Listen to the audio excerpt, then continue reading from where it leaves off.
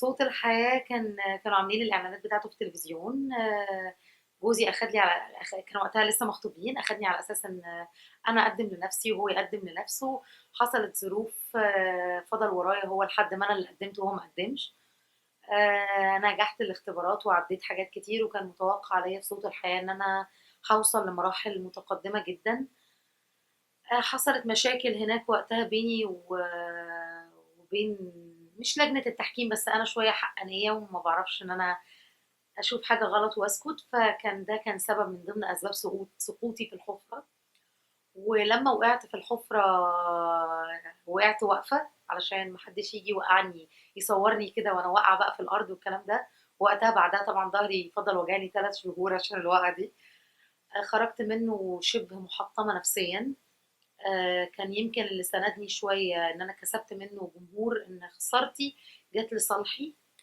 إن الجمهور قال إزاي دي تخرج وكده، وبالعكس ده أنا خرجت من صوت الحياة لقيت نفسي ليا قاعدة كويسة جدا، ناس عارفاني، فقررت إن أنا ما استسلمش، وإن أنا أستغل حب الناس ليا.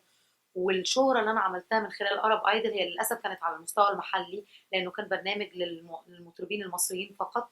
فأنا قررت إن أنا أتوسع شوية، وكان طموحي أرب ايدل. كنت خايفة طبعا إن أنا أخوض التجربة دي بشكل غير عادي، لأن أرب ايدل مختلف شوية عن صوت الحياة. بيدخلوا مطربين من مختلف أنحاء الدول العربية وثقافات ولهجات مختلفة، وإزاي أنا هقدر أجاري الناس دي. جوزي شجعني جدا، وبالعكس هو أخدني، كنا عندنا حفلة بالليل وخلصناها، أخدني على طول وقفنا قدام اللجنة بتاعة أرب ايدل. فضلنا مستنيين من 3 الفجر أو 4 الفجر تقريبا. دخلت الاختبار تاني يوم الساعة 9:30 بالليل. كل ده فضلنا قاعدين في الحر وفي الشمس ربنا وفقني جدا في البرنامج، عديت المراحل بتاعته. ما توقعتش أبدا ردود فعل لجنة التحكيم والجمهور معايا، خصوصا طبعا نجمة أحلام، لأن المعروف عنها على مستوى الوطن العربي إن هي مش بترضى بسهولة، أو مش أي حد يدخل قلبها وودن وصوته يدخل ودنها. فكان من حسن حظي، وحسيت انه كرم كبير قوي من ربنا، انها كانت من اكبر الداعمين ليا طول فترة تواجدي في البرنامج. حتى بعد ما خرجت هي حست ان انا اتظلمت، وبعدها باسبوع على طول جابتني كضيفة شرف ان انا اغني دويتو معاها، وده كان شرف ليا كبير جدا، ان انا اطلع مع نجمة زي احلام، نجمة مش بس على مستوى الوطن العربي، هي نجمة على مستوى العالم كله. ان انا اطلع ايدي في ايديها على مسرح عرب ايدل كضيفة شرف، وانا لسه خارجة من البرنامج بقالي اقل من اسبوع. فكان طبعا حقق لي طموحات كتير. عرب ايدل كفايه عندي حب الجمهور وحب الناس. انا قمه متعتي لما بمشي في الشارع وبلاقي الناس بتيجي وتسلم عليا وتتكلم معايا.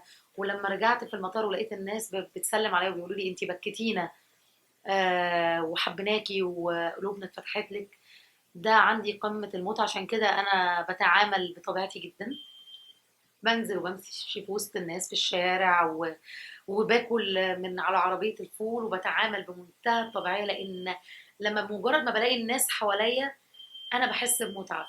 أنا اللي بدور عليهم، مش هم اللي بيدوروا عليا. ف أتمنى يا رب إن أنا دايما أفضل كده عند حسن ظنهم. في حاجات طبعا كتير حصلت بعد البرنامج خلفت ظني. كانت طموحاتي أكبر بكتير من المتوقع او الحاصل، ولكن انا برضو لسه بعافر ولسه عندي قوة إرادة كبيرة جدا، وهوصل لحلمي. حتى لو كان عندي، لو ربنا أراد إن أنا يكون لي العمر وأكمل 70 سنة كده، هفضل أحاول لحد ما يبقى عندي 70 سنة.